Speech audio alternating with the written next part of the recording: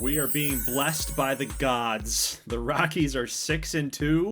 We're getting contributions from our pitching, from our offense. Chase Dollander with a 1.40 ERA across 19 1/3 innings pitched. Awesome. We're even getting the media's attention. First time since 2011 we've started 6-2. It's been an awesome time to be a Rockies fan, except, yeah, month of April is done, and we find ourselves sitting now at 13-18. So if you're doing the math at home, we were at 9-5. We went 4-13 throughout the rest of the month. Rocky's gonna Rocky, I guess, right? So guys, we're actually gonna look through our players here. Minor leagues, major league players, pretty much the most important players of our franchise. Give a little stats update, see what progression and regression is looking like. So if this is not interesting to you, take a look at the comment section below and find the pinned comment by me. It's going to mark the timestamp, about 6 minutes and 27 seconds, where you can jump to, and then we'll get right into the action of the video. But I feel this is important for our franchise. Want to see our youngsters like Juan Nava. Want to see any progression or regression that's being had on some of our players here, like Walker Buehler, seeing a little bit of progression in some attributes, but not enough to actually push his overall up, which I don't expect it to. He's 31 years old, but he's having a solid season so far, kind of what I've expected, really. Juan Nava, you saw his stats there, so I'm really excited about his progression.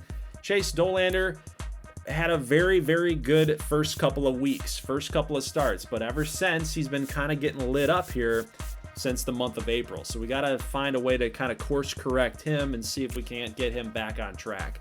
Ryan Feltner, not having a great year. 18 strikeouts, 11 walks, and the ERA is just skyrocketing. We might have to push him to a bullpen role if he continues to struggle. Kind of a surprising production here from Emerson Hancock. The guy's pitching really well. 3-0 so far, and he's been pretty much lights out for the month of April. It's been very, very good. Jake Woodford, again, seeing some regression there. He's 29 years old. He's actually in a bullpen role as it is right now, not getting a ton of action. 2 innings here, 6 innings there. He's in a long relief role. We got Jaden Hill. I'm excited about Jaden Hill. I think he's going to be a solid pitcher for us down the road. I don't see us calling him up really anytime soon, unless we absolutely need the pitching depth towards September call-ups, like then maybe. He's 26 years old, still relatively young. He's got a good enough overall. He's got good enough stuff to be a contributor here for our franchise, for our team, but I just don't feel the need to call him up right now. So he's going to sit there in AAA for a little bit and marinate and get a little bit better. Kyle Freeland, same type of deal here with him as Jake Woodford. You got a starter in the wings, if you will. So it's always good. That's kind of like how I like to really construct my pitching staffs. I like guys that are starters that I can use in the bullpen, and then if there's any injuries, then that way I can kind of manipulate, if you will, the 26-man roster. So that way we're not just stuck with a bunch of relievers. We actually have starters that can kind of fill in and basically lower the wear and tear on our actual 5-man rotation, right? Ricky Ibar, let's talk about him down in AA. He's actually pitching fairly decently. So interesting call by me to actually make him a reliever this season instead of a starter. I kind of wanted to work him in, see what he's got really, and he's actually performing fairly nicely. It's ended up being moving over to a starter here eventually down at the AA level. Our other draft picks from last season down at the single A level. You got Fontenot there, you saw him. You got Montanez, Jeremy Kirby, those types of guys, really just wanting them to, again, marinate down in the single A rookie ball, if you will, to progress nicely. Relievers, don't really need to talk about much of those guys. Our catching situation is not ideal. We might have to take another catcher here in the upcoming draft, or even in season 3. We'll just have to see how it all plays out with the draft class, but Hunter Goodman, I don't know if he's the answer at catcher. I don't know if Drew Romo's the answer at catcher either, and I've mentioned that back in one of the earlier episodes of this franchise series. Second basemen have really struggled here as well. Tom Cloutier has not been very good. Daxon Jett has struggled too. They are seeing some decent progression there in some of the attributes, but man, they have really, really struggled. So for anybody that might have been worried that I was going to call up these high overall players that we just so happened to luck into in the draft, well, There you go. They're struggling, and I end up calling Dax and Jet down to AA so he can get a little bit more grooming in there. He's got to prove it. These guys have to prove it to me down at those levels in order to get called up. That's how I try to keep things as realistic as I can with, of course, getting your guys, your custom players into the series. Now, again, kind of going off topic here, but you guys only get one player. So it's not like we're going to do this every single season, but you guys get one player. You saw our third baseman, Owen Miller, 227. You got Ildemaro Vargas down to 227. Our third basemen have not been very good, so I'm kind of putting into the back of my mind that maybe potentially we call up Cole Young, maybe shift Owen Miller or Vargas to third and really kind of get both of those guys not having to start at once. Maybe Cole Young, he's playing well. He might be able to get a call up to play second going forward. And, you know, it's going to be a battle between him and Amador down the road. But you know what? There's a really good story. Brando Maella. This is a guy that, again, we traded for from the New York Yankees. Yankees, in real life, got this guy as an international prospect. Very, very high on him. I like Brando Maella. Hope he pans out for us. He's actually getting some nice progression. So is Cameron Eden. I'm happy with Cameron Eden. He's kind of taken over the right field job down there in AA over Robert Kalaz. I'm keeping my eye out, though, on Charlie Condon because he's got that good potential with the B. He's 62 right now, but he does have a torn MCL, so that sucks for Charlie Condon. He's going to be out for a long, long time. And you know what? Speaking of guys that are injured, now Ariel Amador is hurt. He's going to be out for a long time. So we got to make a decision here. Dax and Jet moved down from AAA, now down to AA. Cloutier's picking it up a little bit too. Those guys, they might smell blood in the water. They're like sharks. They're like, oh my God, you know, we have a chance here to get the call up because of the injury to Amador.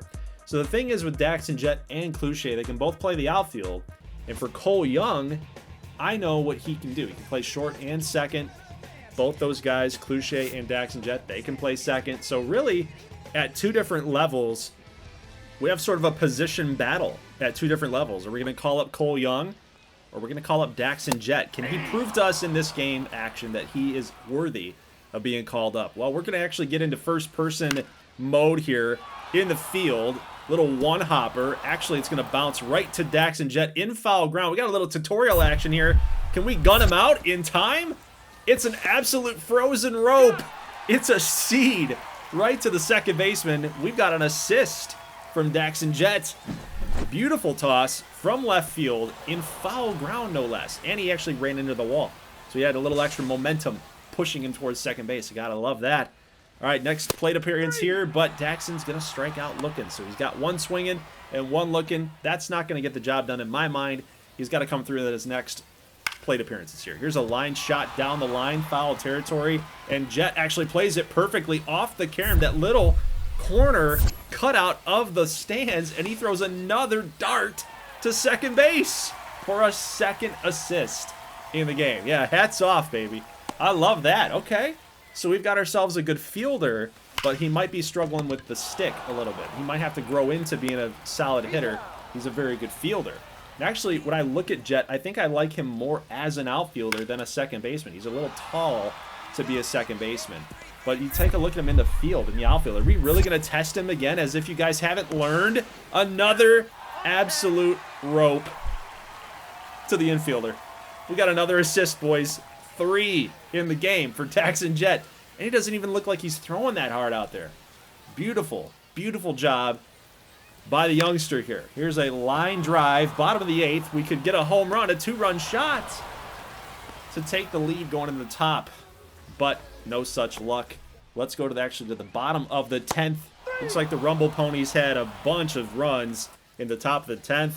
Daxon's going to strike out looking yet again, and we'll have to remember that one for next time. Let's go to the next game here. We got a rainy day out there at the ballpark, and I don't know what's happening with the controls. We're not used to this. Jet in the slide at home. He's got to get the swim move on. He's safe.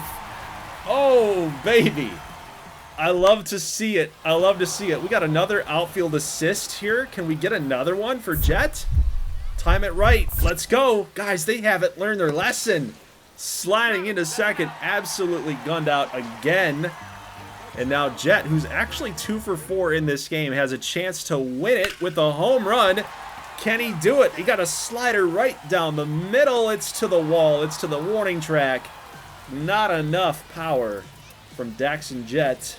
And the Rumble Ponies will get another victory. So that's 2 back-to-back W's against the Yard Goats and Daxon Jet. So I don't know. I feel like Cole Young's obviously got the major league experience. He's been called up before. Daxon Jet, do I want to waste an option on him? If he struggles, he's only had a limited time down there in Double-A. If I call him up and he struggles again, do I have to send him back down and waste an option? I don't know, but we are getting some good timing swings with Cole Young. The thing with Jet is he doesn't have shortstop eligibility. Cole Young does, which I kind of like that. In case Tovar needs a day off, I'd rather have him be shortstop than anybody else right now. Vargas can't swing the bat. You got Owen Miller, who can't play shortstop. We do have a base hit right here in the bottom of the 6th inning from Cole Young. Another good timing swing from him. I'm kind of leaning towards Cole Young, and it's only because I feel more comfortable with him in the batter's box. Might be crazy to say after the performance that we just saw from Daxon Jet, but Cole Young's RBI single right there won him the game. So there is a little bit of clutch factor happening with Cole Young versus Daxon Jet. He did not come up clutch in 2 moments. Cole Young did. He's got 121 at-bats in the AAA level, and he hit pretty well. So that's the move that I'm going to make, guys. So let me know in your thoughts and your comments below if you think that was the right move. We'll have to see and play this thing out if it was, in fact, the right call later on down the line. Let's get into some critical moments, a critical situation here. We got Gregory Soto on the mound in Oracle Park. We got to shut this thing down against the inter-division rival Giants, and we're not going to be able to do it. We have the double play. It's exactly what the doctor ordered, but now it's tied up. Wisely's going to get that RBI single. It's tied 1-1. Little ground ball here to Vargas, and this is what I'm talking about. This is why we might need Cole Young. Ugh, that was dicey. Thankfully, we got the pick from Tolia. Saved us right there. Let's go top of the 9th. We got a base hit here thanks to Owen Miller. He's going the opposite way. That's a leadoff double in the top of the 9th. Let's go, baby. Come on now. Sam Hilliard, ground ball over to Josh Naylor. He's got this play over at first. That'll get the job done. All you need is a sac fly. Come on. We can do this, Drew Romo. Let's do this. First pitch, hacking. It's a curveball. Love to see it. Sends it right into the right center field gap. That's definitely going to score the run easily. Owen Miller probably just walked in there. That's how easy that it was for him. Drew Romo, RBI double. Love to see it, but we're not done. We can't be done yet, right? Eric Miller's going to come on here. He's been really, really struggling. 8 games, 7 2/3 innings pitched. Deep drive from Nolan Jones. That's not going to get the job done here. Well, we'll try again here. How about Vargas?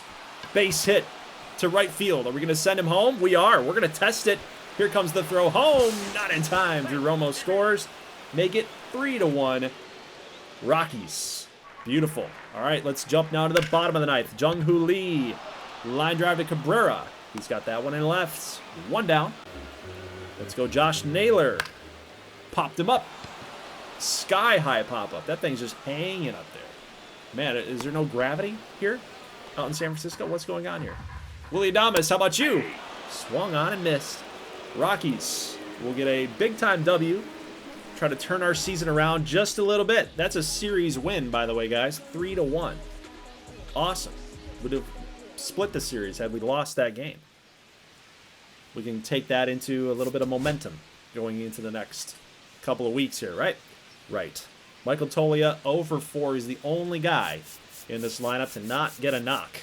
But that's okay. Walker Buehler was solid. 7 innings pitched, 1 earned run. Love to see that. Anthony Reagan, 0 for. It's one of our custom players that we're watching. And, yeah, I love to see it, man. Every time he can take a win or a series win away from a interdivision rival, you take them. You take them. So good critical moment right there. All right, guys, let's take a look at our draft class here. What have we got going on? So we are actually in week number 7, I believe, of the scouting process here. We've been only scouting positions because I want to get a little bit of a better feel for some of these players before I just, again, dive right in and choose guys that I like. So 10%, 25%, that's kind of what I'm shooting for in the first couple of weeks before I make a decision on who I'm going after. So we've done all that with our scouting. Again, you see guys like at 5%, 10%, maybe even sometimes 23, like Terrence Harley here. Just getting a lay of the land a little bit before you actually make a decision. I'm going to target each individual player. So Harley, I like him. The thing with Harley is that he is draft rank 3 for both the Rockies and Major League Baseball, but he's a little tiny at 5'8". MLB The Show, they love these small outfielders who've got some pudge to them. Second baseman McGraw, I don't know if I need a second baseman at this point. We've got Cloutier, we got Jet, we got Amador, we got a lot of prospects there, but I think what we might need is Carlos Medina. He's really speaking to me at first base. Again, if Tolia isn't the answer, he's starting to get a little bit older. And, I think that we just need a little bit more offensive punch, and it might be nice to kind of grow a guy like that inside of your own organization versus going out and trying to go acquire a guy like that, like Schwarber, or even like someone else that plays the corners, third base, first base, maybe even, the corner outfield spots that we could get a little bit more power there. So we're going to go look at Carlos Medina. We're also going to put Terrence Hartley up on the board. I'm actually going to look at pitchers as well. I don't want to just completely forego pitching in this draft class. I think, again, it's going to have to be another position that we hit on hard again this year too. And we'll see what we find here. So George Boggs, I like what he might be bringing to the table here, so we'll put him up on the board. We'll actually simulate here against the Marlins. We do get a loss in the first game. This is the second game of the series. And Sandy Alcantara on the mound against Cole Young. Again, you guys know the situation here. He got called up, and look at Alcantara's pitch count. He is above 105 pitches. It's 106th pitch right there. That's a base knock up the middle. Why would you leave him in the game at that point? Base is juiced, left-handed hitter, just recently called up. He's fighting for his life to stay up here. He gets the knock. 2 runs are going to score. We're not done yet. They actually put in the reliever, Enriquez, and he gives up the base hit here to Hunter Goodman. That's nice to see him going the other way. But again, we're not done. We got Brenton Doyle coming up here. Still bases loaded. Gets a good pitch to hit. Slider inside. Barreling in on those hands. All the way to the wall. I have no idea how Brenton Doyle supplied that much power there. But he does get caught in a rundown here. Just enough to get that extra run to score. It's a 3 RBI double in the 7th inning. And we'll actually go ahead and win this ball game, guys. Rockies will take this one from the Marlins. Marcus Tans getting that offense moving, guys. We're starting to see the offensive-minded Marcus Tans getting these guys moving in the right direction. We saw it on our opening day game against the Guardians, but now it's starting to come to life here. Back to life. It's being resuscitated. It's clear. That's what's happening right now. Emerson Hancock pitched well. I like what he's been doing, man. I really do. Scouting update, week 8 of 14. So we're getting close to the end of the line here. So what do we want to do? Do we want to leave some of these guys up here? Boggs is starting to get a little bit more scouted. He's up to 54%. I think I'm good with Wade Boggs. George Boggs. He's from Australia. So he's no relation to Wade. I almost made that mistake. Alan Dwyer from California. He's a righty, 5'11". I like the 18-year-olds. What? Screw it. We're leaving it. Let's just keep it up there. All right, Carter Avalos, 19 years old. He's a year older. I'm done with the joke. Left-hander there. I think I like him too. Let's put him up there. He's a top 7 player right now as far as ranking. We'll leave Medina and Harley up there as well. And we'll just get a little bit extra scouting. I want to feel really comfortable with those guys before we take them potentially. So now that we got Medina up to 65%, Harley up to 85%, I'm comfortable with those ranges. I think we can take them off. We've also got them above 50% to sign. So if we do end up taking those guys, it's a really good place to be and start when we start talking about contracts. So looking at Medina, I think he's going to be great. Look at the fielding numbers. Look at the offensive numbers as well. The discipline, the vision, the contact, the power. I think I'm leaning towards Carlos Medina to be our first pick. He just seems a little bit more safer from anything else that I'm seeing here. But I'm going to put Robert Tucker on just because he might be a nice fallback option. in case Medina does get drafted above us. So you guys know we have the number 3 or 4 overall draft pick here. So we got to be a little careful on who we're going to target here. We got to make sure that these guys are available to take. So I also like Russell Pride here as a third baseman. We'll see what he's going to bring to the table. And because those numbers do look pretty solid too. I think he might be one of those guys that D potential. You know, he looks good out of the gate, but he's actually got that D potential, and you know he's never really going to progress from that point forward. So guys, that is it for the video. Leave a like if you like this thing. Next time I see you, we'll cover the month of June. Maybe some minor league updates, maybe potential injuries again that get guys called up. We'll see what happens.